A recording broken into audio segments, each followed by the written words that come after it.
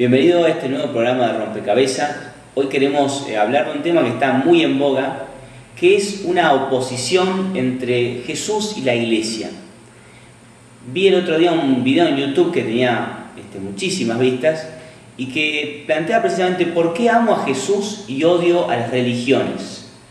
Este video planteaba precisamente que Jesús es una persona excepcional, muy interesante, al cual casi todos queremos seguir, que nos parece muy atrayente su vida, pero que las religiones realmente se encargan como de apesadumbrar el mensaje de Jesús, de modificar lo que él decía y al final de ponernos una carga que no tiene nada que ver con lo que Jesús le quiso plantear a la humanidad. Este planteo, que es muy moderno, tiene también muchos años ya en el cual se viene haciendo. Ya la teología liberal en el siglo XIX planteaba precisamente que Jesucristo no había querido formar, digamos, una religión institucional con su culto como las antiguas, sino que Jesucristo venía como precisamente a liberar al hombre de todo ese peso y que proponía una moral nueva en la cual cada uno tenía que relacionarse personalmente con Dios. Todas las instituciones, el culto, era algo antiguo del pasado y que Jesucristo nos venía precisamente a purificar, a limpiar y a dejarnos mucho más libres frente a Dios. Esta oposición entre Jesús y la Iglesia es lo que muchas veces hasta remarcamos también en el estilo de vida, ¿no?, de Jesucristo y el estilo de vida que a veces vemos en la Iglesia o en los creyentes. Por ejemplo, Jesucristo parecía que vivía muy libremente, con sus amigos, comía, bebía. En cambio, a veces tenemos la imagen del creyente que es como un perfectito, lleno de leyes, lleno de formas de ser, que tiene que ir a rezar a la iglesia, que si no es en la iglesia no puede rezar, que todo parece que pasa por el mundo de la iglesia. Esta oposición entre Jesús y la Iglesia es lo que un gran teólogo francés, Loisy, planteaba, que Jesús había querido compartir el reino, había venido a traer su reino, y después lo que le salió fue la Iglesia, ¿no? Los hombres formaron la Iglesia. Esta forma de pensar está muy lejos de los evangelios, está muy lejos de la revelación. Es una exégesis individualista, una exégesis que quiere, digamos, alejar el pensamiento concreto de Jesús, porque en lo más histórico, en lo más concreto de los evangelios de todo el Nuevo Testamento, lo que nos encontramos es que Jesucristo, precisamente, es cierto que vino a anunciar el reino de Dios, pero también es absolutamente cierto, eso está clarísimo en los evangelios, que lo que hizo Jesús es formar un nuevo pueblo. A este nuevo pueblo él le llamó Iglesia. Por lo tanto, no se puede decir que uno cree en Jesucristo si no cree en la Iglesia. Es clarísimo en los Evangelios y en todo el Nuevo Testamento que Jesucristo quiso formar un nuevo pueblo de Dios. Así como en la antigua alianza Dios había conformado su pueblo, en la nueva alianza que Jesucristo viene a sellar con los hombres al traer su reino, la presencia de Dios en el mundo de una manera nueva, es irrefutable que Jesucristo quiere formar entonces la Iglesia. Esto se ve en las imágenes que Jesucristo va planteando en su predicación, ¿no? Nos invita a formar parte de su rebaño, nos invita a formar parte de su viña, de la familia de Dios, de la casa de Dios. Él quiere congregar a todos los pueblos en esta nueva comunión con Dios que se da en él. Este nuevo pueblo que Jesucristo forma tiene también una estructura concreta, ¿no? Así como el pueblo de Israel había nacido de las 12 tribus, este pueblo también tiene una estructura que se apoya en los 12 apóstoles. Son 12 personas elegidas por Jesús con nombre propio, traído en cada uno de los evangelios, y que son precisamente los que Jesús les pide que estén con él y a los cuales va a enviar a predicar. Este grupo es una constante en todo el Evangelio, es un grupo firme, fijo, y que es tan importante que, por ejemplo, después de la resurrección del Señor Jesús, cuando Judas se había alejado del grupo de los 12, había muerto, tienen que elegir a un sucesor para poder también conformar el número de los 12. Jesucristo trae entonces una nueva presencia de Dios. un nuevo modo de acercarse de Dios al hombre, por lo tanto una nueva religión, y trae, por supuesto, un nuevo pueblo que Él forma con los que lo siguen, con sus discípulos. Un pueblo que debe seguirlo a Jesucristo hasta la cruz, hasta volver a tener una vida nueva con Él. Un pueblo que descansa en los 12 apóstoles, en estas piedras vivas que Él envía a predicar. Un pueblo que tiene una oración nueva, el Padre Nuestro, y que tiene una manera nueva de celebrar la alianza de Dios con los hombres, la Eucaristía, es decir, esa alianza que Jesucristo sella antes de morir en la cruz, cuando renueva la Pascua judía y le pide a los 12 apóstoles que renueven continuamente y hagan el memorial de su pasión, celebrando este nuevo culto que es la Eucaristía. Vamos a hacer una parada y hacemos un pequeño resumen concreto. No puedo decir que lo conozco a Jesús, que leí los evangelios, que lo quiero seguir, si no estoy dispuesto a formar parte de un nuevo pueblo. No puedo decir que creo en Jesús, lo conozco, pero a mí no me gusta rezar, no me gusta reunirme, no tiene nada que ver, es algo personal mío con Dios. Si yo pienso que la relación mía con Dios no tiene nada que ver con los demás, entonces no he entendido el mensaje de Jesucristo, porque cuando uno se pone a leer los evangelios es absolutamente claro que precisamente aquellos que los siguen a Jesús forman parte de un nuevo pueblo, tienen una oración en común, cuando recen digan Padre Nuestro, tienen que hacer memoria de la vida de Jesús juntos y tienen que celebrar juntos ese misterio. Lo que nos podemos preguntar entonces es si esta iglesia que Jesús quiso fundar, que fundó con los apóstoles, tendrá algo que ver con lo que hoy encontramos en nuestro mundo. Si existe realmente esta iglesia de Dios hoy, o si el tiempo, las dificultades, el pecado de los hombres arruinó tanto la iglesia que no, sean cosas totalmente distintas, lo del inicio de los apóstoles y la iglesia que hoy nos podemos encontrar cada uno de nosotros.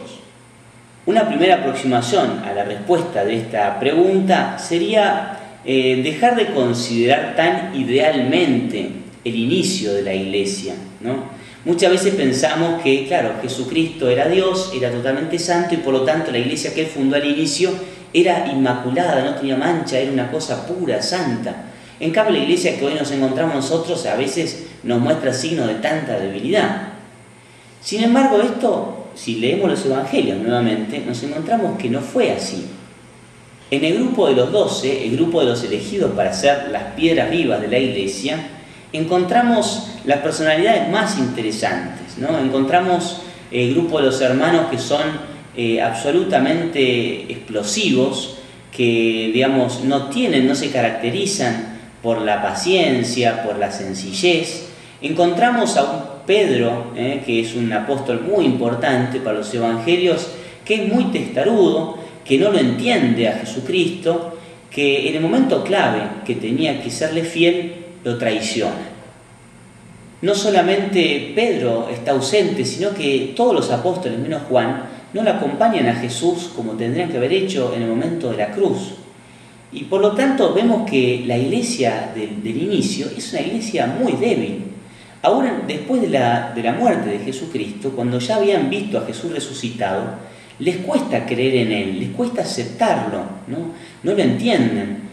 Y después de que Jesús asciende al cielo, se encierran en el cenáculo muertos de miedo y no saben cómo comenzar a predicar. Son personas tan débiles como somos cada uno de nosotros, y podemos encontrar muchas de las pobrezas que podemos ver también en nuestro día.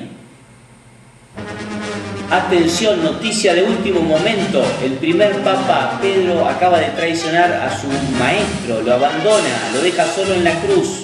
Imaginémonos el escándalo de la época, ¿no?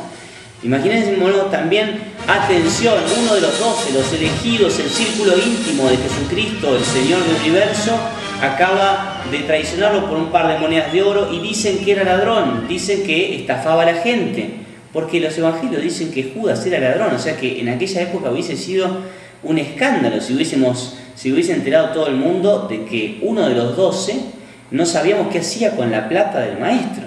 Por lo tanto, no podemos pensar que la iglesia del inicio haya sido una iglesia intachable, que no haya podido escandalizar a nadie. No, la iglesia fue tan humana desde el inicio como lo es hoy en día, y fue tan soñada por Jesucristo y tan querida por Él desde el inicio hasta nuestros días. ¿Por qué entonces, si es tan pecadora, si ha tenido siempre tanto motivo de escándalo, sin embargo es santa? ¿Y por qué la iglesia es tan importante entonces para Jesucristo? Es importante porque, si bien tiene todas estas debilidades, la iglesia es fuente de santidad y es santa porque el Señor se entregó por ella y la eligió como el medio para seguir presente en nuestro mundo. La iglesia es el cuerpo de Jesús, es la presencia del Señor resucitado en nuestro tiempo. Y por eso los apóstoles, con todas sus debilidades, fueron precisamente los enviados a anunciar el Evangelio y lo hicieron presente realmente a Jesucristo en las comunidades que fueron fundando. De hecho, hoy está presente Jesús en medio nuestro gracias a la predicación de estos hombres, de estas mujeres. Por ejemplo, las primeras que vieron a Jesús resucitado, gracias a ellas pudimos también experimentar que el Señor estaba vivo. Toda nuestra fe proviene de esta predicación que la iglesia pudo hacer porque Jesucristo la santificó en dándole la gracia del Espíritu y porque precisamente con su presencia en el mundo nos puede hacer cercano y actual el misterio de la persona de Jesucristo. Si la iglesia no estuviese presente en el mundo de hoy, Jesucristo sería un personaje del pasado, como lo puede haber sido Sócrates, que murió por la verdad, como lo pueden haber sido grandes personalidades que se entregaron por su ideal. Jesucristo está cercano a nosotros, es actual, gracias a la presencia de su cuerpo en nuestro mundo, que es la iglesia. Por medio de su cuerpo hemos recibido la gracia del bautismo, lo podemos encontrar en los sacramentos, podemos vivirlo juntos en la escucha de la palabra, en la escritura, en la oración en común. Por eso, qué importante es valorar a la iglesia correctamente, ¿no? No idealizarla pensando que todo en ella es perfecto, que no tenga que cambiar, que corregirse. Los apóstoles tuvieron que convertirse. La iglesia siempre va a tener que tratar de ser fiel a Jesucristo, tratar de seguirlo, y eso le va a implicar un proceso de cambio, de conversión. Por supuesto, no sumándose a cualquier pensamiento actual, sino tratando de ser fiel a Jesucristo. Esa es la conversión profunda que siempre la iglesia va a tener que hacer. No es de una actualización en cosas modernas simplemente, sino que la conversión y el cambio de la iglesia siempre va a tener que ser tratar de seguir más fielmente a Jesucristo. Por eso no hay que idealizarla, pero también hay que saber valorar que por medio de la iglesia nosotros hemos recibido la gracia de poder conocer a Jesucristo y de vivir en Él. La consecuencia práctica, para que nuestro pensamiento acá en Rompecabezas no quede en algo simplemente volado, intelectual, algo que le puede interesar a algunos, sino que realmente nos comprometa en las consecuencias de la verdad, sería plantearnos nuestra manera de ser iglesia, ¿no? Cada uno de nosotros, si lo seguimos a Jesús, si nos parece una persona interesante, si realmente lo hemos conocido como el Hijo de Dios, lo hemos aceptado, queremos formar parte de este pueblo nuevo, este pueblo de la fe, que es la iglesia, y por lo tanto tenemos que aportar al misterio de la iglesia. ¿Cuántas veces los cristianos criticamos de afuera, ¿no? Criticamos como si la iglesia fuese algo que está allá lejos de nosotros, cuando si somos seguidores de Jesucristo tendríamos que sentirnos que nos está tocando nuestras fibras más íntimas, ¿no? Por eso, qué importante es cambiar muchas veces en nuestra manera de pensar, y si lo seguimos a Jesús, saber que tenemos que formar parte cada vez más profundamente de este nuevo pueblo que fundó, que es la iglesia. Espero que estas distintas ideas que hemos ido armando en este rompecabezas las hayamos podido ir pensándolas juntos, y que ustedes también nos puedan seguir acercando lo que piensan, si tienen alguna propuesta, para que también podamos seguir creciendo en este espacio. Muchísimas gracias y nos vemos en el próximo rompecabezas.